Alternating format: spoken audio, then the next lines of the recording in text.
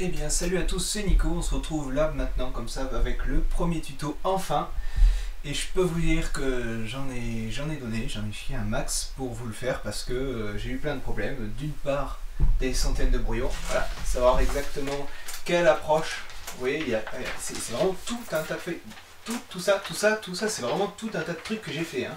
J'ai essayé plein d'approches différentes et il s'avère que c'est assez dur de savoir comment faire ça pour que ce soit le plus agréable possible et surtout quand même que vous appreniez quelque chose. Ensuite, il y a toujours un bruit monstre autour de moi, c'est vrai que c'est assez vivant comme environnement déjà avec deux animaux de compagnie à la maison. Et enfin, des bugs de capture. Mais ceci dit, j'ai fini. La preuve, c'est que vous me voyez en ce moment là, c'est que j'ai enfin réussi à faire ce tuto. Et il s'avère que, on va y aller. Alors ce tuto, pourquoi c'est un pilote? Parce qu'on va faire une sorte de tour d'horizon de ce que Blender a à vous proposer. On va voir notamment l'interface, la navigation, la sélection, les manips de base et le mode edit, de façon à ce que vous puissiez comprendre un petit peu comment fonctionne le logiciel, parce que c'est vrai que c'est pas forcément simple à première vue. Et pour ça, d'ailleurs, pour vous aider, j'ai fait des PDF, notamment un PDF sur, comment dire, sur les raccourcis clavier, qui va vous être très utile. Il n'est pas très gros, il fait 2 pages si je me rappelle bien. C'est pas énorme, donc je vous conseille vivement de l'imprimer pour l'avoir toujours à côté de vous. Et puis pour ceux qui n'ont pas d'imprimante, ils viendront me voir et puis je leur en fournirai un. C'est la moindre des choses. Accessoirement, pour ce tuto, je vous ai fait une petite scène dans le thème Pingu, puisque ça a l'air d'être parti un peu dans ce trip là pour le reste. Je vais pas vous montrer comment la faire, je vais simplement me promener dedans. Ça sera un premier exercice. Je vais vous la passer sur le groupe Facebook et accessoirement, je pense que la prochaine fois, à l'avenir, on apprendra à la faire comme deuxième tuto finalement, parce que j'avais prévu un dé il me semble. Et c'est vrai qu'un dé c'est nul. C'est scolaire mais c'est nul. On va apprendre à faire ça. Pour ce qui est de l'avenir, alors maintenant, étant donné qu'on a fait cette vidéo, je pense que à partir de là ça ira très vite parce que c'était le plus chiant. Et je ne désespère pas de vous en publier une pour la fin de la semaine, vendredi au plus tard. Si j'ai réussi à uploader celle-ci aujourd'hui, et nous sommes mardi, il est 15h39. Donc voilà, et allons-y. Nous voici dans Blender. Et on va commencer de suite avec l'interface. Donc on va essayer d'expliquer en très très gros ce que c'est que l'interface de Blender, parce que finalement je pense que le PDF sera le meilleur outil pour expliquer comment utiliser l'interface de Blender. Donc tout simplement, Blender se compose de fenêtres. Alors là, hop, hop, hop, peut-être que sur le montage, je vais essayer de faire genre des cadres ou des trucs comme ça pour vous expliquer. Donc là, ici, j'ai une grosse fenêtre, j'en ai une autre là, une ici, une là, et ça, c'est la fenêtre spéciale, la barre d'infos. Et c'est pas croyable parce que chaque fois que je fais un tuto, j'ai cet ordinateur qui commence à faire du bruit. Attendez, moi, je replace. Voilà. Chaque fenêtre propose son propre panel. Donc ça, par exemple, ici, c'est la fenêtre 3D. Et en dessous, vous avez une espèce de petit menu. Et ce menu, c'est le menu qui va contrôler la fenêtre. D'accord? Ah, heureusement que j'ai le papier, parce que sinon je ne saurais pas où aller. Alors, je prends mon papier, je regarde, tac, tac. J'ai parlé des fenêtres, de la barre d'info, des panels. Alors, la barre d'info, tout simplement, c'est celle qui contrôle tout le logiciel. Elle est toujours présente. Donc, c'est là qu'on fait les fichiers, qu'on sauvegarde et tout ça. C'est là qu'on lance le rendu. C'est là qu'on fait des tas de choses qu'on peut mettre en plein écran par exemple. Et vous avez ici deux choses, deux petits menus. Un menu pour les scènes, c'est-à-dire en quelque sorte vous pouvez avoir quelque chose comme plusieurs fichiers dans un même fichier. Ça à la base, sans que je vous l'indique, c'est peut-être pas forcément recommandé de vous en servir. Et là ici, c'est un menu pour avoir des interfaces différentes. Hop. Et donc voilà, là par exemple je suis sur une interface pour faire les matériaux, pour faire le mapping, les nodes et compagnie. Voilà, c'est ridicule et compagnie comme mot. On va faire avec. Ensuite, qu'est-ce qu'il y a d'intéressant à parler d'interface, mis à part à vous montrer les choses? C'est tout simplement parce que l'interface de Blender, on peut la changer. Et ça, c'est super pratique parce que déjà, vous m'avez vu faire, je peux décaler les fenêtres entre elles. En plaçant mon curseur juste entre les deux fenêtres, il se change en une espèce de flèche, voilà, qui va du haut vers le bas en l'occurrence pour dire que je peux décaler les fenêtres verticalement. Et ça marche aussi horizontalement, bien sûr, parce que on fait pas les choses à moitié dans Blender. Voilà. Autre chose, on peut splitter les fenêtres. Et alors pour ça, c'est tout aussi simple. Il suffit de regarder, vous avez des petits onglets en bas à gauche et en haut à droite. Alors ça est représenté par des petits traits. Quand on met le curseur dessus, ça fait une espèce de petite croix. Alors j'espère que ça va s'afficher parce que avec le logiciel que j'utilisais précédemment pour la capture, ça marchait pas. Mais bon, là normalement, ça fait une petite croix. Si vous ne la voyez pas, il faudra me croire. On clique dessus et après, voilà. Là, je suis toujours en train de placer. Puis quand je lâche, c'est fini. J'ai fait deux fenêtres. Pourquoi c'est utile? Parce que déjà, par exemple, quand j'ai deux fenêtres de 3D, je peux par exemple travailler ici comme ça. Et ici, je peux travailler comme ça. C'est pas vraiment des environnements, enfin des angles de vue pour travailler qui sont très confortables, mais c'est pour les commodités de l'exemple. Et ça marche aussi dans le sens inverse parce qu'on peut aussi fusionner. Parce que, là, je place cette fois-ci mon curseur sur l'angle et je dirige ma fenêtre, enfin ma souris vers la fenêtre à disparaître. Elle devient grisée avec une petite flèche pour indiquer qu'elle va disparaître. Je lâche et hop, ça y est. Ça, c'est opération de base. Et après, comme je vous ai parlé du panel, sur le panel de chaque fenêtre, on a un gros bouton qui permet de choisir le type de fenêtre que c'est. Donc par exemple, je peux faire une fenêtre d'image. Là, vous avez vu, j'ai lancé un rendu que j'ai pas fini. Parce que, voilà, hop, voilà. Je peux ouvrir des images et tout ça. Et voilà, changer en timeline et tout ça. Les types de fenêtres, on va en parler, je pense, plus précisément dans le PDF. Je peux juste vous dire que ça, c'est une timeline, donc c'est pour éditer, pour lire les animations et tout ça. Ça, c'est la barre d'infos, je vous en ai parlé. Ici, c'est la 3D View. Et ça, c'est deux barres de propriété. J'en ai mis deux parce que moi, à titre personnel, c'est un confort. Ça me permet de faire deux réglages à la fois. Et ça, c'est cette barre de propriété. C'est là qu'on fait tous les gros réglages du logiciel. Par exemple, là, vous avez des onglets comme ça. Hop, hop, hop. Ça, c'est le matériau du monde. Ça, c'est le matériau des choses. Là, c'est les textures, les particules. Les modifieurs, on va très très vite en parler. On sera amené à le faire, je pense, dès le tuto précédent, suivant. Excusez-moi. Et ça c'est rendu, donc c'est là qu'on définit la taille de l'image qui est définitive, le type de fichier de sortie, le dossier de sortie. On peut même faire des réglages super précis sur l'encodage avec le bitrate et tout ça, le type de codec audio et tout ça. Là, je regarde un truc, ça après, on verra bien. Et c'est là aussi qu'on a aussi le bouton render, animation, play, tout ça. On peut faire aussi le nombre de samples pour cycle, le framerate, enfin bon, en gros vous avez plein de réglages. C'est les barres de propriété, c'est là qu'on fait les réglages et c'est là qu'on travaille sur la 3D. Et comme je vous ai expliqué, en faisant des petites modifs comme ça, tac tac, des subdivisions et en changeant les fenêtres, on peut se faire plusieurs types d'interfaces. Par exemple, je fais celle-ci, je vais la modifier comme ça, faire comme ça. Ici on va mettre, je sais pas, genre un séquenceur, voilà, comme ça, ici un UV Image Editor sur mon merveilleux dessin de Pingu, là comme ça, et après quand je reviens sur l'ancien, là j'ai différents réglages prédéfinis. Donc pour en rajouter un c'est plus, et pour le supprimer c'est la petite croix. Voilà. Et j'en ai fait quelques-uns qui sont déjà dans mon fichier de départ que je vous ai passé. Et il s'avère que par exemple j'ai mis séquence pour faire du montage vidéo, que j'ai fait compositing pour faire du compositing d'image. Movie clip, ça c'est pour faire le tracking et le masque, les masques quand on veut cacher des éléments de vidéo. Les notes, donc alors c'est le compositing pour la 3D. Et alors là, je fais un très très bref aperçu. Ouh là là, comme ça fait peur. Regardez-moi ça. Regardez-moi ça. Ça, c'est le truc magique de Blender. Il y en a quelques-uns qui connaissent ça, je crois qu'il y a d'autres logiciels qui le font, notamment il me semble que 3D Max le fait.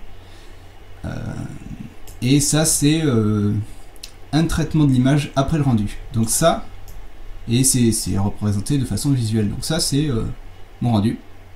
Et je peux choisir ici là des passes. Alors, passe 6, ça doit se dire. Et là il y en a qui sont cochées, et celles qui sont cochées elles sont là.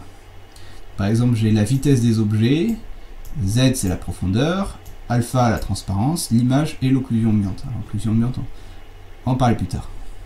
On n'y parle pas. On parle pas de l'occlusion ambiante. Là je fais un bilatéral blur, une balance des couleurs, le traditionnel teinte, saturation, valeur. Je multiplie avec l'occlusion ambiante, on ne parle pas d'occlusion ambiante, je dis hop, on passe de suite, je vais pas vous faire peur dès le début. Color correction, bah, c'est une grosse balance des blancs super précise. Je pense qu'on aura le temps d'en parler, faire peut-être un tuto sur le compositing. Après j'ai fait hop avec un color ramp, un blur et une addition de couleurs, un effet glow. J'ai fait un vignettage et puis voilà, bah, voilà c'est fini. Donc là bah, en l'occurrence comme j'avais pas fini mon rendu parce que j'ai eu la flemme de le faire ce matin, bah c'est comme ça. Je vais en prendre un petit verre d'eau parce que j'ai la voix qui part en couille. À force d'avoir hurlé sur Cap Studio hier, ça fait des dégâts. Alors, qu'est-ce que je peux vous dire enfin? Ah, j'ai oublié de poster, ça c'est l'outliner. Mais ça, on en parlera plus tard. Qu'est-ce que je peux vous dire enfin sur l'interface? Eh bien, c'est qu'il y a déjà un petit raccourci clavier que j'ai mis, il me semble, sur le PDF. Et si je ne l'ai pas mis, il faudra me taper. C'est CTRL plus les flèches de direction. Alors je vais vous expliquer ce que chaque flèche fait.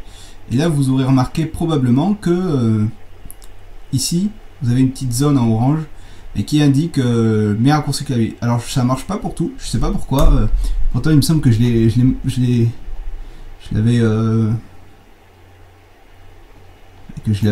l'avais bien modifié tout ça, mais je sais pas pourquoi ça affiche pas les boutons Shift et CTRL. J'appuie dessus, bah faudra croire que bah voilà, bah, j'ai appuyé sur CTRL. Okay. Donc alors CTRL plus les flèches. Bah déjà CTRL plus les flèches, bah, ça permet de ah si ça le marque quand même quand je fais une combinaison. Donc CTRL plus les flèches, ça permet de naviguer entre mes presets. Voilà. Et CTRL plus haut ou CTRL plus bas, ça permet d'agrandir une fenêtre. Donc là je me mets sur l'outliner par exemple, CTRL haut et hop, j'agrandis. Je garde toujours ma petite barre d'infos ici, c'est vachement pratique. Soit je peux faire back to previous ici avec le gros bouton sur la barre d'infos, soit je refais le même raccourci. Et il s'avère que CTRL haut et CTRL bas, ça fait la même chose. Et je peux le faire aussi sur la 3D View. Et alors ça, c'est pratique, c'est juste très pratique parce que ça permet quand même d'avoir de l'espace pour travailler. Parce que quand on a un petit écran, moi j'ai juste un petit 15 pouces, c'est quand même pas mal. Mais je sais qu'il y en a qui ont des écrans encore plus petits que le mien. Donc quand on a un petit écran, bah, c'est quand même vachement pratique de pouvoir faire ça. Surtout qu'après, avec un simple touche de clavier, on revient sur tous les réglages, blablabla, on appuie et puis hop, on revient, on réagrandit. Autre chose, je vous mets ça dans l'interface aussi, c'est des types de vues. Et c'est en l'occurrence dans la 3D View. Et ça, ben, ça fera partie du confort d'utilisation. Donc par défaut, c'est en solide.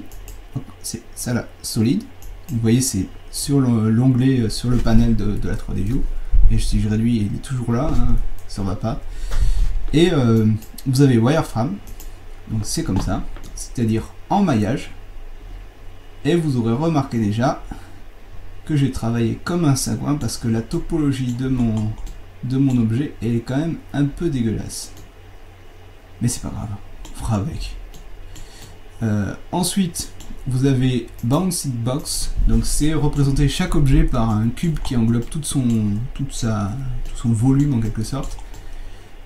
Ça c'est pas mal aussi, notamment pour quand on a des choses très compliquées qu'on n'arrive plus à savoir où on en est. Vous avez texturé. Alors en l'occurrence dans cette scène j'ai qu'un objet texturé, c'est mon petit tableau, pour voir bien si ma texture elle coïncide correctement avec l'objet. En l'occurrence, ben, pas trop mal. Voilà. Et vous avez, ça on oublie, rendered. Et ça c'est magnifique, parce que vous pouvez prévisualiser comment ça va ressembler une fois rendu. Ça le fait en temps réel. Et ça c'est magnifique. Alors bien sûr ça ne comprend pas le compositing, mais vous pouvez quand même déjà entrevoir ce que va donner votre scène en faisant ça. Alors généralement, oui, j'ai appuyé sur Z parce que c'est avec Z qu'on passe en mode solide et wireframe. Voyez, hop, Z c'est pour switcher entre les deux. Et les raccourcis clavier, là aussi pareil, je les ai mis sur le PDF, donc je préfère pas vous en parler tout de suite, même si c'est déjà fait. Donc pour ce qui est du rendu, il faut vraiment que je me calme. Attendez, concentration, hop là. Ouais, pour ce qui est du rendu, l'idéal, c'est d'avoir une fenêtre en vue caméra. Ça me permettra de faire la transition avec les vues de caméra et de la mettre en rendu. Voilà, comme ça. Et comme ça, je peux continuer à travailler là-dessus. Donc là, il va me faire tous mes samples. Donc quand il a... Ah merde, excusez-moi. Quand il aura fini son bazar, eh ben, je devrais avoir un peu plus de ressources. Donc voilà. Là, le temps est écoulé. Il passe plus. Ça a mis 4 secondes pour faire ça. Ben voilà, là je peux continuer à travailler. Et puis vous avez vu quand même qu'à côté, ben, j'ai un petit aperçu. Et alors par exemple, si j'agrandis ma table, et ben voilà, ça le fait en temps réel. Ok, alors ensuite, autre chose de l'interface. Chaque fenêtre possède généralement, je rajoute généralement, une toolbar et une barre de propriété aussi. Alors, on a des petits plus là pour les faire apparaître. Et sinon, bah, c'est T comme tool pour faire afficher la toolbar. Et N pour propriété. Alors, il n'y a pas de N dans le mot propriété, mais c'est comme ça, c'est N. Ok. Et ben N, en l'occurrence, bah, c'est là qu'on peut, par exemple, sur un objet, donner des coordonnées. Voilà. On peut même les rentrer avec le clavier. Les dimensions, alors scale et dimension, ben voilà, dimension ça va être la notion absolue et scale ça va être la notion relative, c'est-à-dire scale par rapport à sa dimension d'origine. Et il y a pas mal de choses, on peut mettre l'angle de caméra de la vue en perspective, mais ça on va en parler juste après. On peut faire plein de choses, on peut afficher un sol en gris comme ça. Si ça peut vous être utile, et c'est là que j'utilise ça aussi, mais ça, il n'y a pas besoin. Ah si, ça c'est super cool, ça c'est background image, et ça, et ben c'est simple, je vais vous montrer, hop, vous faites add image, et ben on va open, voilà, c'est ce que j'ai fait tout à l'heure, voilà, et ben vous pouvez mettre une image en fond, voilà, et je peux changer son opacité, je peux changer sa taille, voilà, la déplacer, tout ça. Je peux la mettre en arrière-plan ou en premier plan. Voilà. Je peux aussi choisir de la mettre, comment dire, uniquement sur une vue. Bon, par exemple, uniquement sur la vue de top, de dessus. Et donc, par exemple, là, je ne vois pas, sauf si je me mets en vue de dessus où j'ai ma petite image qui s'affiche. Donc en l'occurrence, comme vous pouvez faire à chaque fois add image, vous pouvez mettre des images sur tous les angles de vue et pouvoir travailler comme ça. Donc ça sera utile quand on fera des modélisations à partir d'un modèle en particulier. Ok, qu'est-ce que je voulais dire sur ça? Ok, pas grand chose. Ah si, vous pouvez choisir de mettre une vidéo, voilà, ou une image séquence, c'est-à-dire plusieurs images. C'est aussi pratique. Et il s'avère que, bon, là, en l'occurrence, j'ai pas de vidéo sous la main à vous mettre dessus, mais vous pouvez mettre une vidéo. Ça peut être utile, notamment quand on fait des effets spéciaux, quand on veut synchroniser notre image de synthèse avec une vidéo. Ok. Alors, ok, j'enlève la vue propriété, je pars en toolbar. Et alors, la toolbar, elle se compose de deux fenêtres, Object Tool, Operator. Qu'est-ce que c'est que tout ça? Tool, c'est tous les outils qui me sont utiles. J'ai pas mal de choses. Ça c'est pour le shading d'un objet. Donc vous allez très vite voir ce que c'est. Flat, c'est comme ça. Et smooth, ça adoucit. Flat, on voit vraiment toutes les faces séparées. Et smooth, on voit pas les faces. Là, on peut joindre des objets, supprimer des objets, les dupliquer. Et vous avez remarqué, alors ça c'est le truc magique, c'est que quand je passe mon curseur dessus, il me met une crosse vraiment très grosse. Je pensais pas qu'elle était si grosse que ça. Mais il me met une grosse fenêtre et vous avez... Je sais pas si... Ah, bah non. Ah, je peux pas mettre mon curseur et je peux pas vous montrer du doigt non plus parce que vous voyez pas mon doigt. Mais vous avez la deuxième ligne, Shortcut, Shift, D. Voilà. Si vous n'avez pas mon PDF sous la main, vous pouvez toujours faire comme ça. Et vous avez pas mal, voilà, d'autres menus, Translate, Rotate, Scale. D'accord? Ça sera les opérations de base, on les verra après. Ok. Et opérateur, et ben, opérateur, c'est tout simple. Je fais une opération, je tourne ça comme ça, et ben opérateur, je peux choisir mon angle, je peux le remodifier ici. Voilà. Ok. Donc ça, c'était pour l'interface. Alors, je reprends mon petit papier. J'en profite pour boire un verre d'eau. Déplace mon pied parce que j'ai fourmi dans les jambes. Alors, hop, hop. Faut que j'oublie rien. Parce que je suis parti un peu en vrac. J'étais pas censé aller aussi vite. Ouais, d'accord. Bon, bah, disons qu'on a fini avec l'interface. Donc, j'enlève T. J'aurais certainement oublié des trucs, mais bon... Tant pis pour ma gueule. Après tout, ça ne fait que la 227e fois que je refais cette vidéo. Il faut bien à un moment donné que je dise que ben, ça y est, c'est fini, c'est définitif. On passe à la navigation. Et la navigation, c'est aussi un truc qui est assez complexe parce qu'en vérité, pourquoi c'est si important que ça la navigation, je vais vous dire. Je ne vais pas vous faire de surprise, mais c'est parce que tout simplement, c'est un logiciel de modélisation 3D. Mon Dieu, quelle révélation. Et il s'avère que quand, si par exemple l'un d'entre vous fait de la sculpture, l'avantage de la sculpture, c'est que je peux me déplacer autour de mon objet et tourner autour, et puis changer de position. Je peux même carrément déplacer mon objet lui-même.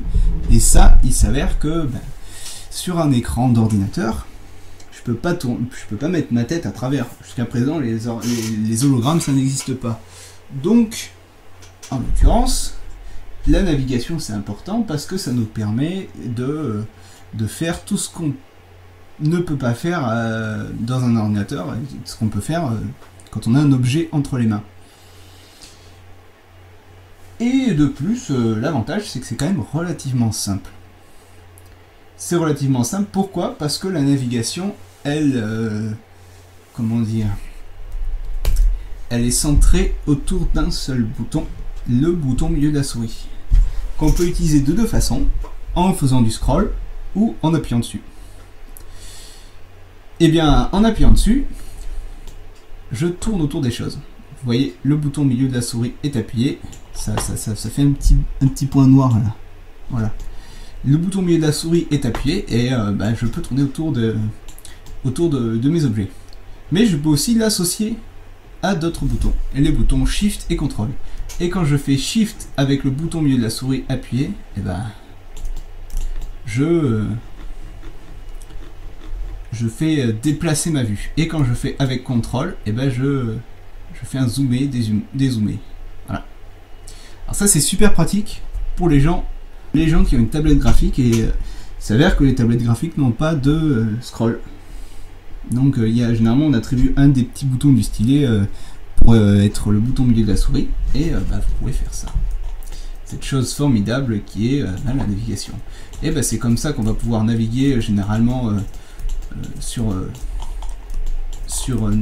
comment dire, qu'on va pouvoir naviguer autour des objets. Et comme je vous l'ai indiqué, pour ceux qui utilisent la souris, bah, le scroll, lui, il sert à autre chose. C'est-à-dire que quand je scroll en avant et en arrière, on zoome et on dézoome. Ce qui est généralement, dans 90% des cas, bah, le cas dans les logiciels. Et le scroll, lui aussi, on peut l'associer au bouton Shift et CTRL, sauf que ça fait pas la même chose que tout à l'heure. Sauf que quand on appuie sur Shift avec le scroll, et ben je fais une translation de haut en bas. Et quand je fais CTRL avec le scroll, je fais une translation de gauche à droite. Voilà. Et l'ensemble de ces combinaisons pourra vous permettre de vous placer le plus idéalement possible dans votre scène. Mais c'est pas tout, parce que vous avez aussi des angles de vue prédéfinis, et je vous en ai un petit peu parlé comme ça en entrefilé pendant la partie sur l'interface. Mais on va le faire plus précisément. Vous avez un onglet View ici. Et ces boutons sont indiqués là. Hop, j'ai appuyé dessus sans faire exprès. Voilà. Et vous avez gauche, droite, derrière, devant, dessous et dessus. Et caméra.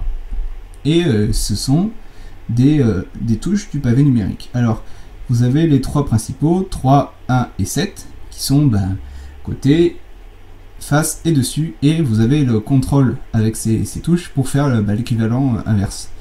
Et le bouton 0 pour la caméra. Il s'avère que certains d'entre vous ont un Mac et se disent moi dans Mac j'ai pas de pavé numérique. Et il y en a aussi même qui ont des PC qui n'ont pas de pavé numérique. Ceci dit, ne vous alarmez pas, même si vous avez commis l'erreur d'acheter un Mac, vous pouvez quand même faire ça. C'est pas compliqué du tout. Alors, je ferai un petit PDF. Je crois que je l'ai déjà fait en plus. Et en plus de ça, ça fait vraiment juste une demi-page. C'est vraiment très simple à faire. Alors c'est génial. Je crois même que j'ai déjà fait, que j'ai déjà posté le PDF. Tant pis. Et donc, ces vues prédéfinies vous permettent de travailler le plus simplement possible. Et maintenant, je peux parler d'une dernière des choses sur les vues, c'est la chose qui fâche, la transition entre la vue perspective et orthographique. Alors déjà, une caméra est un objet en perspective et la caméra elle-même, si je sélectionne ma caméra, a son propre angle de vue, sa propre focale. Et ça c'est très important parce que ça change beaucoup. Donc je la remets à 35, la focale la plus traditionnelle qui existe. Mais vous pouvez aussi voir en perspective dans la vue 3D et généralement c'est ce qui est par défaut dans Blender. Alors moi j'aime pas ça du tout parce que déjà je trouve ça totalement inutile de vous mettre ça parce que généralement quand on travaille comme ça. C'est une vue abstraite mais confortable. Alors là je vais basculer en perspective et vous l'avez aussi dans l'onglet View Perspective Ortho. Voilà. Et là vous voyez j'ai basculé en perspective et la vue a totalement changé, pourtant je n'ai pas bougé dedans. Et pour vous faire l'exemple, je vais me mettre en vue de côté. Et vous avez ces deux chaises, je vais essayer de les aligner, et il s'avère que c'est infaisable que la chaise en premier plan est plus grosse que la chaise en arrière-plan parce qu'on est dans une vue avec un point de fuite. Et la différence entre la vue de perspective et la vue orthographique, c'est que la vue orthographique n'a pas de point de fuite. C'est la fameuse perspective cavalière, comme dans les dessins industriels. Et c'est ce qui est le plus utile pour travailler finalement, parce que quand on édite un objet, on aime bien quand même voir correctement. Et là, cette fois-ci, quand je me mets en vue de côté, les deux chaises sont parfaitement synchrones. Voilà. Mais je vous le dis quand même, parce que il s'avère que quand on touche sur les touches du pavé numérique, notamment 1, 3 et 7, elles entourent cette fameuse touche 5. Voilà. Et il arrive que en travaillant, tout d'un coup, on se rend compte qu'on a ça et que c'est dégueulasse et qu'on comprend pas pourquoi et on s'énerve. Mais ne paniquez pas parce que je vous ai dit ce que c'est pour basculer entre perspective et ortho. Et il suffit de réappuyer sur la même touche pour revenir à la normale. Autre chose dans la navigation, les boutons point et slash. Alors le bouton point, qu'est-ce que c'est? Tout simplement le bouton point, vous voyez, je fais une vue de gros dégueulasse. Là, voilà, ça c'est ce qui est le plus inconfortable pour travailler ma chaise. Eh bien, tout simplement, j'appuie sur le bouton point du pavé numérique et je recentre ma vue autour de la chaise. Et il s'avère que je suis parfaitement centré et que je peux tourner autour dans tous les sens. Elle sera toujours au centre de la vue, même si je zoome et que je dézoome, je vous le promets. Et donc voilà, le bouton point du pavé numérique, c'est pour focaliser sa vue sur un objet. Et ça marche aussi si j'en sélectionne 2 ou 3. Et il y a un autre bouton, lui c'est le bouton slash. Le bouton slash, d'ailleurs on retrouve tous ces boutons dans le menu vue. Le bouton slash, il a View Global Local. Alors qu'est-ce que c'est ça aussi? C'est focaliser, mais de façon encore plus simple, parce que vous focalisez et vous cachez le reste. J'appuie dessus, hop. Et là, tout a disparu, sauf ce que j'avais sélectionné. Ça marche aussi s'il n'y en a qu'un seul. Et quand on réappuie sur slash, et ben on fait réapparaître le reste. Donc vous n'avez pas supprimé vos objets, mais vous les avez simplement masqués. Et je fais pareil avec juste ma chaise. Comme ça je peux travailler ma chaise au sein d'une scène très complexe sans être jamais gêné. Voilà. Mais il reste une dernière chose, deux pour être plus précis, le bouton H pour commencer, qui sert à cacher les objets. Donc je sélectionne par exemple l'igloo qui est quand même encombrant. Alors j'ai quand même triché parce que c'est une demi-sphère, c'est pas une sphère complète. Simplement, voilà, pour la scène, des fois on peut tricher comme dans un studio de cinéma. Et quand j'appuie sur H comme hide en anglais, et ben je masque mon objet sans le supprimer. Et évidemment, add H pour le faire réapparaître, comme l'inverse de H. C'est pas tout, et c'est la dernière chose dont je vais vous parler pour ce qui concerne la navigation, c'est que vous avez un outliner. Voilà, c'est la fenêtre qui s'appelle outliner. Et qu'est-ce que c'est que l'outliner? C'est une fenêtre, un inventaire. Voilà. Donc là, je suis en l'occurrence sur ma scène, et dans ma scène, j'ai tout un tas d'objets. Voilà. J'ai un petit moteur de recherche ici. Je peux choisir current scene, active layer certainement, ou les objets actifs, les objets sélectionnés, current layer. Voilà, c'est visible layer. Voilà, visible layer. All scene et tout ça. Donc en gros, on peut choisir ici de focaliser notre vue sur quelque chose, notamment par exemple sur sequence pour quand on est dans le séquenceur uniquement pour les clips. Et vous avez le moteur de recherche. Et vous avez ici tous les objets que, par exception, j'ai renommés correctement. J'ai tout renommé. Comme ça, on peut retrouver facilement mes choses. Par exemple, je choisis ma chaise 1, je clique dessus, et je trouve ma chaise 1. Et ma chaise 2, ma chaise 3, mon coffre, mon étagère. Vous avez vu, à chaque fois, ils sont surlignés. Focal point, ça c'est autre chose. Ça, on en parlera quand on fera les caméras. Le mur, le sol, et sur chaque objet, eh bien j'ai des réglages bien précis, notamment celui-là, pour l'effacer du rendu, c'est-à-dire que je peux avoir un objet que je ne veux pas afficher, et ben c'est ici qu'on le fait. Et c'est animable là aussi, on peut l'animer ça. Quand on fera l'animation, je vous expliquerai comment le faire.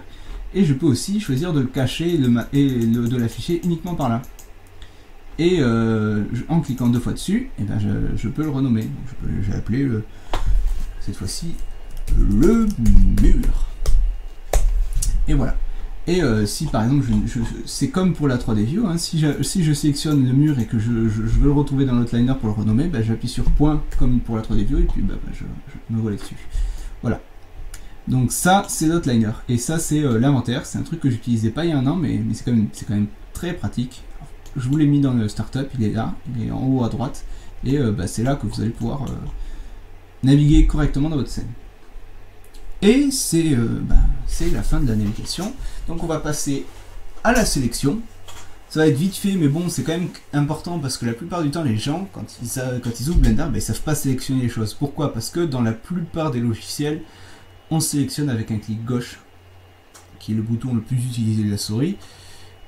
Et il s'avère que dans Blender c'est l'inverse, c'est le clic droit, le fameux clic droit qui fait débat, notamment cet été, jusqu'au mois de septembre, octobre, on avait encore des débats assez vifs sur l'utilisation du clic droit. Ils sont d'ailleurs pas finis, hein, ils sont juste un petit peu endormis, ça va revenir. Un jour ou l'autre, peut-être qu'on passera à un clic gauche, mais en attendant, il faut vous y faire. Je clique 3 pour sélectionner mes objets. Et si je veux en sélectionner plusieurs, c'est clic droit plus shift. Voilà. Mais c'est pas tout. C'est pas tout parce que ça serait trop simple. J'ai un bouton A et un menu select. Alors le menu select, d'ailleurs, voilà. Select, deselect, all. Le bouton A, c'est pour sélectionner ou désélectionner tout. Donc si j'ai quelque chose de sélectionné, quand j'appuie sur A, ça désélectionne tout. Et si j'ai rien de sélectionné, ça sélectionne tout. Ça généralement c'est pratique parce que quand on veut s'assurer qu'on n'a rien de sélectionné, on fait on martèle le bouton A pour.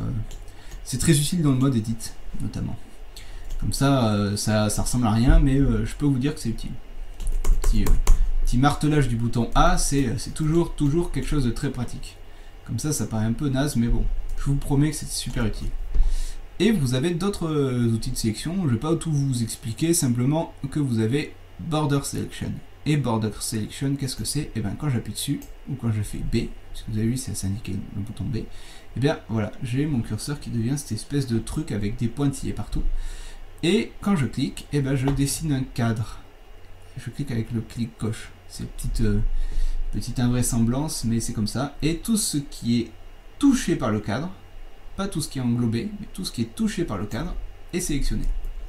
Et il suffit tout simplement de toucher une toute petite misérable portion de l'objet pour qu'il soit sélectionné.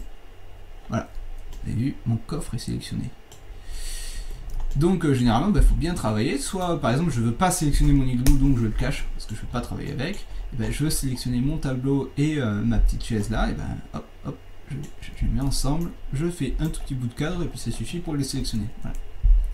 Et ça marche aussi quand vous faites, déjà, quand vous faites le cadre et que vous appuyez sur le bouton droit de la souris, vous annulez votre cadre, et quand vous faites le cadre et bouton milieu de la souris, et bien vous désélectionnez. Voilà. C'est comme ça que fonctionne le cadre, et ça c'est aussi dans le PDF. Simplement, je voulais vous en parler. Et j'en ai fini avec la sélection parce que j'ai parlé tout à l'heure dans l'interface, dans la navigation de l'outliner. C'était une sorte de transition entre la sélection et la navigation. Parce que on peut bien sûr sélectionner les objets directement à partir de l'outliner et puis on peut aussi en sélectionner plusieurs. Voilà. Si peut-être une dernière chose, vous avez des objets sélectionnés et des objets actifs. Donc l'objet actif c'est celui qui est en orange et l'objet sélectionné c'est celui qui est en rouge. Pourquoi l'objet actif? Parce que y a une petite différence entre celui qui est actif et celui qui est sélectionné. Celui qui est actif, c'est le dernier sélectionné.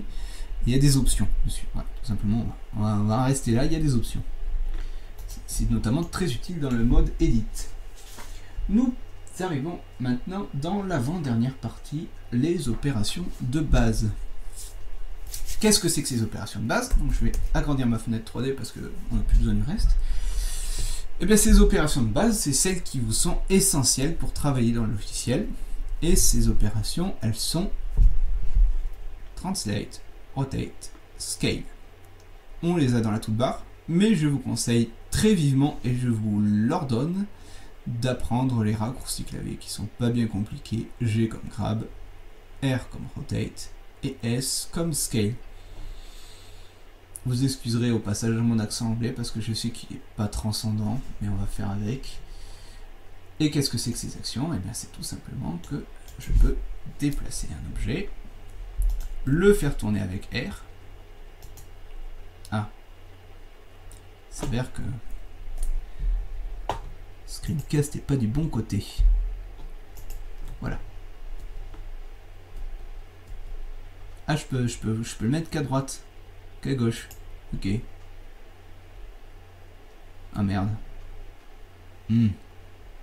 Comment faire? Bon. Et bah tant pis. On va faire comme ça. On verra pas Screencast, mais c'est pas grave. Il faudra me croire sur parole. On le voit un petit peu en transparence, hein, parce que ma toolbar est pas totalement opaque. Mais c'est pas grave. Alors.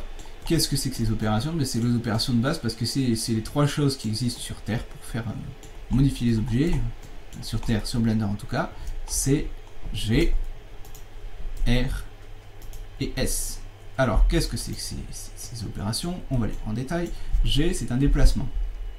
Donc quand je déplace mon objet, vous voyez, je le déplace forcément par rapport à mon angle de vue. Et donc, si par exemple je ne veux le déplacer que sur les axes X et Z, alors, vous avez un petit logo là ici, vous voyez, avec les axes, on les voit bien hein, comme ça. Ça vous permet de bien voir. Vous les avez aussi là. Hein. Donc, le Z c'est le bleu, le Y c'est le vert et le X c'est le rouge. Et il s'avère que dans Blender, le Z c'est la hauteur. C'est pas pareil dans tous. Donc si je veux le déplacer uniquement sur le haut et sur le côté, ben, je fais G sur la vue 1 ou G sur la vue de côté pour les déplacer uniquement dans ce sens-là. Et ça c'est, comment dire, c'est notamment un des intérêts des angles de vue prédéfinis parce qu'ils vous permettent de travailler comme ça. Et vous avez toujours ce petit truc là, le manipulateur, qui vous permet de faire des déplacements. Alors quand je clique sur la flèche, la petite flèche verte, eh bien, je peux déplacer mon objet sur la profondeur. C'est pour ça d'ailleurs que le sélection c'est par le clic droit, parce que ce genre d'opération se fait avec le bouton gauche. Et que dans ce cas-là, si vous voulez par exemple déplacer, si je voudrais par exemple déplacer mon objet sur la hauteur et que je clique là et que le clic était aussi associé à la sélection, et bien au lieu de faire ça, ça ferait ça. Et je sélectionnerai un autre objet. Donc voilà, c'est pour vous dire que quand même tout est bien réfléchi, hein. Ça paraît bizarre comme ça, mais c'est bien réfléchi. Et le manipulateur, il est là. Voilà. Vous voyez, il y a un logo qui le représente très très bien quand même. Et vous pouvez l'afficher ou le masquer. Moi je l'affiche toujours parce que déjà ça m'indique que j'ai bien sélectionné mes choses. Et vous pouvez aussi le changer. Donc vous avez la petite flèche pour faire des déplacements. Vous avez un petit rond pour faire des rotations. Et un petit carré pour faire des dimensionnements, si ça se dit. Voilà. Ça c'est le petit manipulateur. Et il s'avère aussi que quand je fais un déplacement, par exemple, comme ça, et bien là, dans mon opérateur de la toolbar, eh bien j'ai le déplacement que je viens d'effectuer.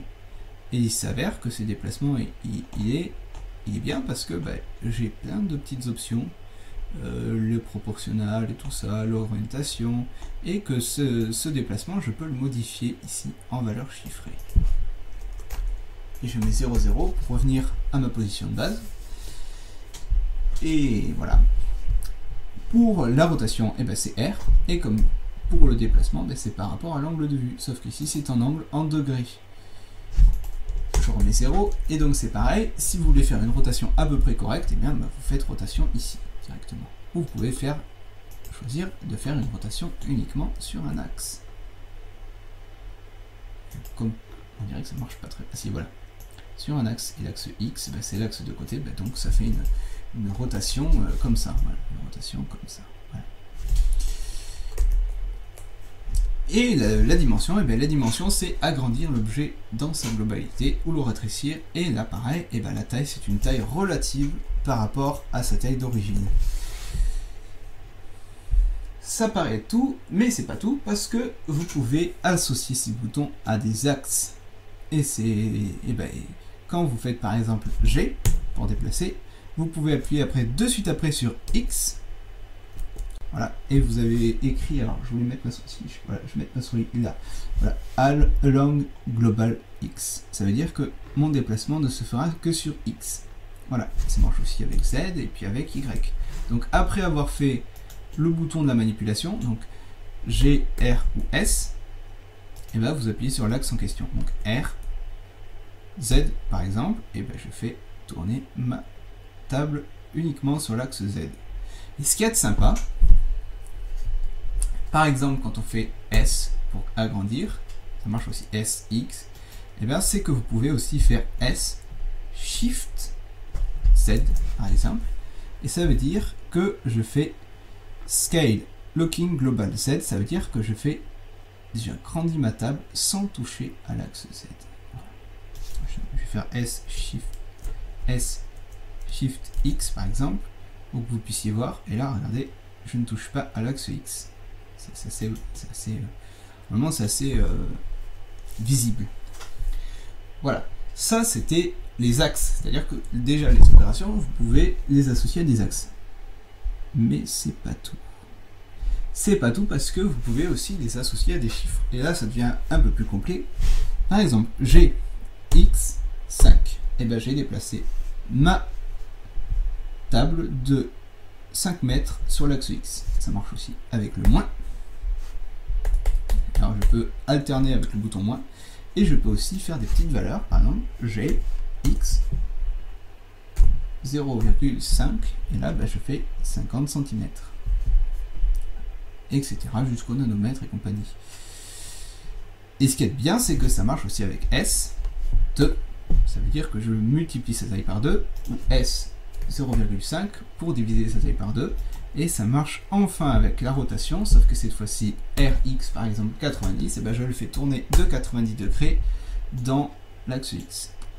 ce que vous avez ici sur l'opérateur, mais vous pouvez aussi le faire en temps réel. Ça fait gagner du temps. Vous n'allez peut-être pas le faire comme ça au début tout de suite, mais bon, à l'avenir, vous allez quand même trouver ça pratique.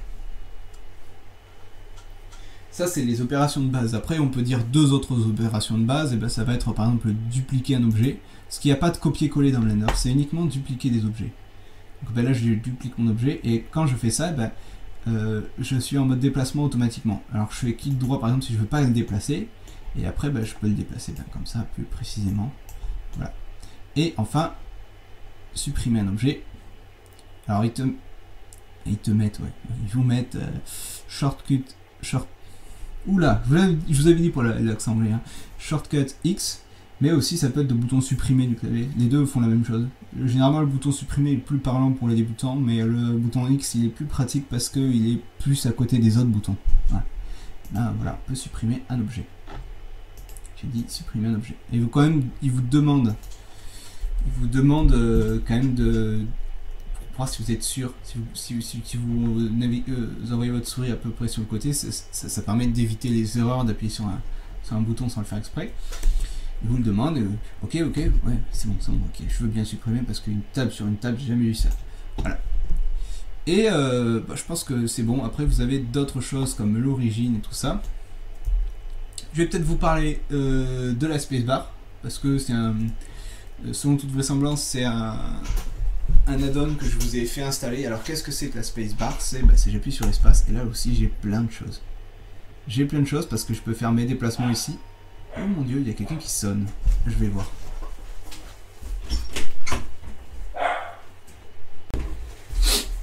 Allez, voilà, petite interruption. Il y a quelqu'un qui a sonné pour me livrer un colis. On fait avec. C'est les désavantages du direct, même si c'est pas en direct, mais j'ai vraiment plus envie de réenregistrer cette vidéo, donc ça sera comme ça sera un peu folklore, ça sera un peu freestyle. Et on va regarder comme ça. Et le truc c'est que du coup je sais plus où est-ce que j'en étais. Ah oui, sur la spacebar. La spacebar. Alors vous avez plein de choses, vous avez vos transformations, le snap, on en parlera à l'occasion, les select et tout ça, donc en gros tout ce que je vous ai appris, vous l'avez ici. Malheureusement.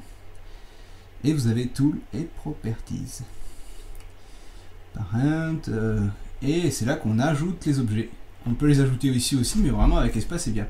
Et ce qu'il y a de bien avec espace, c'est que automatiquement, quand vous êtes sur la spacebar, eh bien vous avez Search pour chercher des choses. Vous avez vu le Search, comment j'ai bien dit.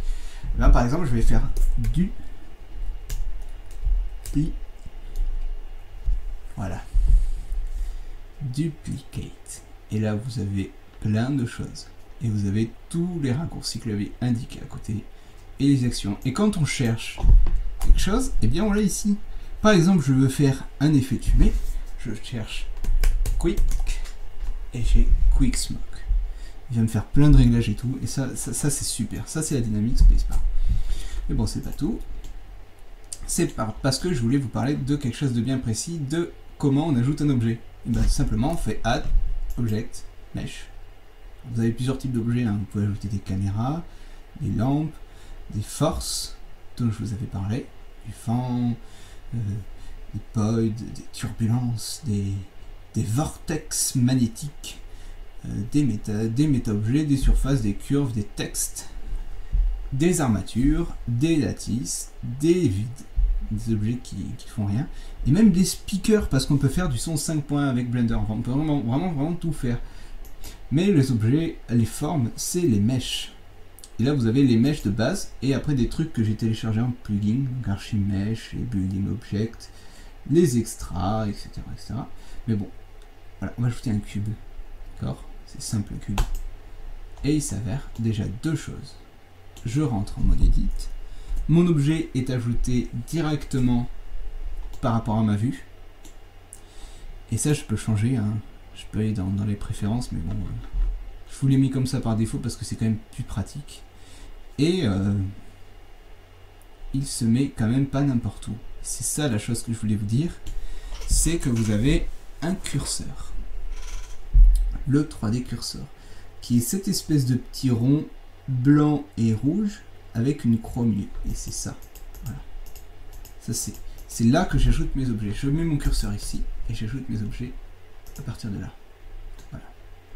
C'est quand même important parce que Blender n'ajoute pas les objets au hasard. Il les ajoute à partir de ça. Mais ça, on peut le déplacer de façon plus précise. Donc vous avez... Ah ben décidément, il y a le téléphone qui sonne maintenant. Oh.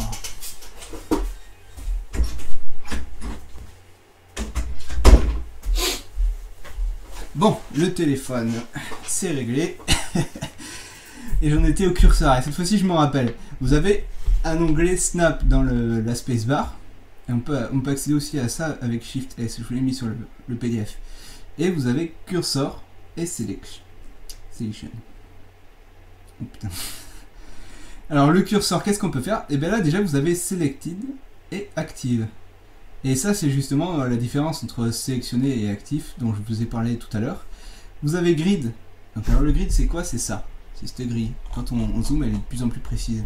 Donc bah, là, en l'occurrence, par exemple, mon curseur, il n'est pas du tout aligné à la grille. Et ben je vais faire Snap, Cursor to Grid, et il va l'aligner à la grille. C'est un truc précis. Voilà. Et on peut le mettre aussi au centre. C'est l'habitude. Que je sois plus scolaire. Selection, Cursor to Center. Voilà. Et là, je mets mon curseur au centre. Et je peux aussi aligner mon curseur à la sélection. Voilà. Et le curseur il est aussi très pratique parce que aussi je peux aligner un objet au curseur. Je vais faire Snap, Selection, to Cursor. Voilà. Ça le curseur, c'est un truc super utile et je préfère vous en parler maintenant. J'aurais pu faire une vidéo carrément sur le curseur tellement c'est un truc super pratique. Et élémentaire, mine de rien, parce que généralement, bah, ce qui se passe, c'est qu'on arrive toujours, on a tendance à cliquer un peu partout. Même des fois, quand on fait des opérations ou quoi, on clique un peu à côté et on le déplace, on le met n'importe où. Il s'avère qu'il faut toujours qu'il soit vraiment bien placé. Ça, c'est important. Je le mets au centre, parce que là, cette fois-ci, j'ai essayé d'être à peu près clean sur ma scène, de bien la centrer et tout ça. Cependant... peut toujours trouver un point de repère, un objet par exemple en l'occurrence qui peut être aussi, par exemple je voulais ajouter, peut-être qu'on le fera plus tard, des choses sur ma table, des assiettes, des choses comme ça, ben je mettrai mon curseur, je le mettrai bien pour qu'il soit pile poil au centre de la table au-dessus là, et puis comme ça quand j'ajouterai tous mes objets, ils s'ajouteront bien correctement. Donc ça c'était pour les opérations de base et nous voilà dans la dernière partie et j'espère qu'on va pas encore avoir la sonner tout le téléphone qui sonne, vraiment. Et cette dernière partie c'est le mode Edit. On va pas parler d'autres modes et ces modes ils sont là, dans cet onglet. Et il y a le mode Edit et le mode Objet. Alors qu'est-ce que c'est que la différence entre ces deux modes? Eh bien déjà on bascule entre les deux avec le bouton Tab, hop hop. Alors, on va pas faire la table, parce que la table c'est pas bien, c'est très particulier, il y a des modifiers et tout ça, et on va se focaliser sur cette chaise, et on va rentrer en mode Edit. Et qu'est-ce que c'est que ça? Eh bien, vous avez ma chaise qui est représentée avec des points, des traits et des faces. Et qu'est-ce que c'est que ça? Eh bien, il s'avère que c'est comme ça qu'on fait les choses dans Blender.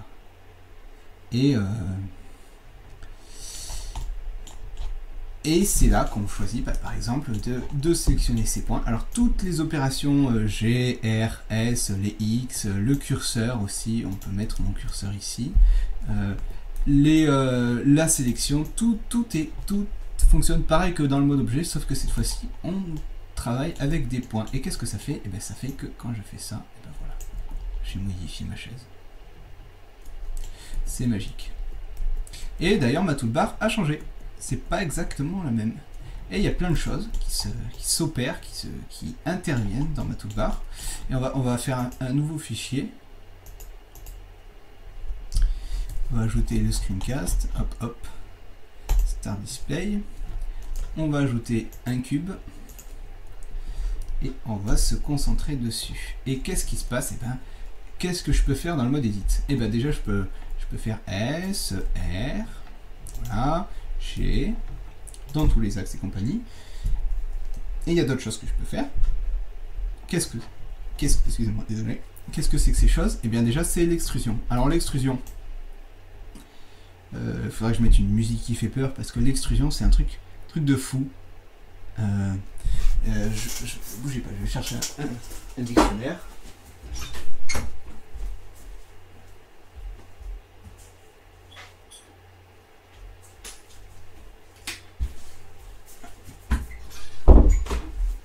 Voilà. Alors, dictionnaire. Et je vais vous chercher extrudé. Vous allez voir parce que c'est vraiment comique. J'avais essayé de préparer un petit peu cette vidéo quand même. J'ai essayé de regarder ce que c'était que le mot extrusion parce que c'est un mot que j'arrive pas à expliquer ce que c'est. Alors extrusion. Extrusion. Transformation des matières plastiques par passage dans une extrudeuse. Ok. D'accord. Extrudeuse. Machine servant à l'extrusion. Bon déjà, le chat qui se mord la queue. Extruder. Opérer l'extrusion d'une matière plastique ou d'un produit alimentaire.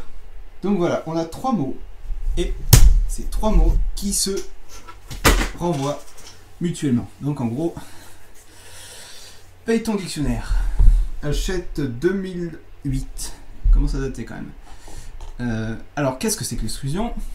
Eh ben voilà, l'extrusion, c'est ça. Extrude region. Hop là. Voilà. L'extrusion, c'est un truc que je peux pas expliquer. C'est simplement, je prends mes vertices, je les duplique, et en restant lié aux vertices que j'ai. Alors les vertices, c'est des points, vertices ou vertex. Je dis les deux, des fois ça dépend des fois. J'ai plutôt tendance à dire vertice parce que je suis un peu francophone. C'est pas vraiment mauvaise volonté de ma part, c'est que j'ai appris comme ça à l'origine. C'est ça. Voilà, je fais en quelque sorte une sorte de relief dans mon objet. Voilà. Là, je vais faire encore une extrusion là. Là, comme ça. Qu'est-ce que je fais si je fais ça? Je sélectionne mes objets comme ça. Une extrusion, c'est ça. Voilà. Je peux pas vous expliquer avec des mots. J'ai essayé de faire tout ce que j'ai pu, de chercher des dictionnaires et tout. Il n'y a pas d'explication. C'est ça l'extrusion. C'est faire sortir les choses, en quelque sorte. Ouais. Voilà. Si par exemple j'avais pas de face ici, voilà, ben l'extrusion c'est ça. J'espère que c'est clair. On verra de toute façon dans les commentaires. Hein. Ensuite, qu'est-ce que je peux faire? Eh ben, on va faire un truc tout simple. Eh ben, on va extruder juste un trait comme ça. Et on va composer une face. Eh ben, qu'est-ce que c'est composer une face? Eh ben, je vais sélectionner au minimum 3, 4, c'est l'idéal, ou plus si je veux, et on fait F, comme faire une face. Comme face. Alors, je sais pas si on l'a.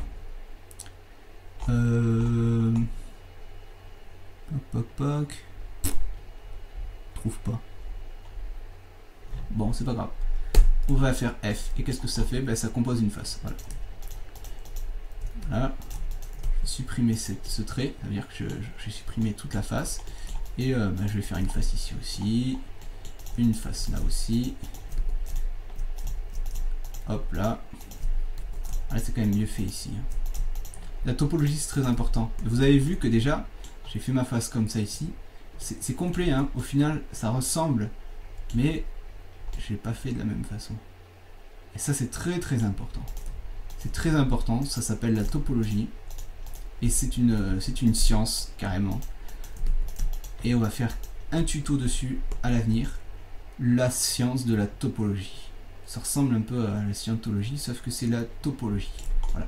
C'est carrément, c'est un truc très technique. Mais on l'apprend assez facilement. Même si il y a des petites astuces que moi-même j'ai pas encore fini d'assimiler. Qu'est-ce que c'est les autres choses que je peux faire en mode edit? Ben, c'est subdiviser des choses. Voilà, subdiviser des choses. Alors je vais sélectionner juste ce trait. Voilà, qui relie ces deux points. Et je vais faire subdiviser. Subdivise. Voilà. Et ça fait partie aussi des nombreuses choses qu'il y a, c'est que je peux choisir le nombre de cuts, le nombre de fois que je subdivise, et même ajouter une certaine smoothness, c'est-à-dire un arrondi. Et vous avez vu, c'est une subdivision, ça arrondit complètement ma face. Et je peux même choisir de fractaliser ma subdivision, c'est-à-dire, voilà, quand tu fractalises la face de quelqu'un, ça fait à peu près ça. Voilà. Ça fait un déplacement profondément aléatoire et généralement totalement incongru. Et ça, c'est les choses que je peux faire. Donc, subdiviser, extruder et les autres opérations. Ça, généralement, c'est les choses que je peux faire. Et une dernière chose, que je peux faire autant en mode edit que en mode objet. Alors là, j'ai appuyé sur le bouton W qui contient plusieurs opérations de base. Et notamment un plugin que normalement je vous ai dit de mettre, le plugin Loop Tool. Alors qu'est-ce que c'est que ce plugin? Vous allez très vite voir ce que c'est. Ah, les animaux s'excitent, il va y avoir quelqu'un qui va rentrer. Merde. Bon, voilà, on fait vite. Et ce plugin, c'est des choses. Par exemple, flatten, pour changer cette surface en surface plane. Voilà, et ça fait une surface parfaitement plane. Ou circle, pour changer ma sélection en cercle. Enfin voilà, le Loop Tool, c'est ça. Et la dernière chose que je voulais vous montrer, c'était Smooth. Je l'ai là, je crois que je l'ai aussi quelque part ici. Smooth Flat, voilà. Et qu'est-ce que c'est Smooth? C'est ça. Ah, vous voyez, ça c'est un problème de topologie. Il y avait cette espèce de trait, c'était un problème de normal. Mais ça, on va vraiment le voir dans la topologie. Je ne vais pas vous en parler maintenant. Voilà, Smooth, c'est ça. Voilà. C'est-à-dire que je fais une transition smooth, douce entre les faces. Et flat, c'est une transition brutale. Voilà, plate. Voilà, comme ça. On a smooth et flat. Et quand on rajoute un modifieur, alors là, j'ai fait une opération, je cherchais pas à comprendre. Voilà, j'ai fait. Voilà. Et je peux faire toujours mon smooth et mon flat. Et flat c'est ça, et smooth, ça devient ça devient un objet profondément adouci, même s'il est très mal fait. Et vous avez vu, la science de la topologie, c'est ça. J'ai fait une mauvaise topologie de mon objet, ça donne ça. Un truc dégueulasse. Et comme j'entends quelqu'un qui arrive, que c'est mon frère et qu'il vient manger à la maison, et on s'arrête. Et voilà, c'est fini, et j'espère que ça n'a pas été trop long. Alors je sais, le tuto il fait quelque chose comme 1 heure, c'est assez dense, c'est même énorme. Cependant, je pense que c'était nécessaire. Déjà pour une chose, c'est que ça veut dire que à partir de maintenant, je vais considérer que tout ce que je vous ai dit, c'est acquis, parce que c'est quand même pas super technique non plus. Et qu'à partir de là, la prochaine fois qu'on fera les tutos, on n'aura plus à réviser la base, comment naviguer, comment déplacer sur l'axe X ou tout un tas d'autres choses, comment sélectionner, comment smoother un objet. Alors, bien sûr, je vais peut-être faire un petit peu, au début, être un petit peu plus explicite quand je ferai les choses. Cependant, je pense que c'est intéressant parce que le problème des tutos généralement sur Blender, c'est que la plupart du temps, les gens font des tutos énormes parce que ils refont tout ce que j'ai fait là maintenant à chaque fois, au fur et à mesure, à chaque tuto. Et je pense que la meilleure des solutions, ça a été de faire cette vidéo, de vous expliquer un petit peu les tenants et les aboutissants, et de vous, d'éviter de le refaire à chaque fois. Donc à partir de maintenant, j'espère, comme je vous l'ai dit, vous fournir une vidéo que je devrais tourner demain et jeudi, et la publier pour vendredi si jamais il y a un petit peu de montage à faire dessus. Là on rentrera directement dans la modélisation. Donc on va faire la petite scène que je vous ai montrée, la scène Pingu. Hop là, normalement je l'affiche sur le côté si je me débrouille pas trop mal dans le montage. Et vous allez voir qu'en fait finalement c'est très simple. Peut-être je vais la découper en plusieurs parties parce que c'est technique, donc peut-être qu'on fera plusieurs vidéos comme ça, en chapitre. Faut que je vois déjà comment se passe l'upload, et puis de toute façon je vous le dirai dans le groupe Facebook. Donc je vous dis salut à tous, je vous remercie d'avoir écouté. Puis tous les problèmes, ça sera les commentaires par mail, si vous me voyez directement, ou par le groupe Facebook, c'est super pratique. Donc, normalement je mets l'adresse groupe Facebook sur le truc, soit en lien comme ça ici, soit je vais le mettre dans la description de la vidéo. Donc surtout n'hésitez pas, je sais que bon, il m'arrive des fois de traîner un petit peu pour les réponses, mais normalement dans la journée, voire le lendemain, ça sera répandu. Sauf si j'ai 2 millions de demandes, ce qui n'est certainement pas le cas. Et je vous souhaite une très bonne fin de journée ou de nuit si jamais vous regardez cette vidéo très tard.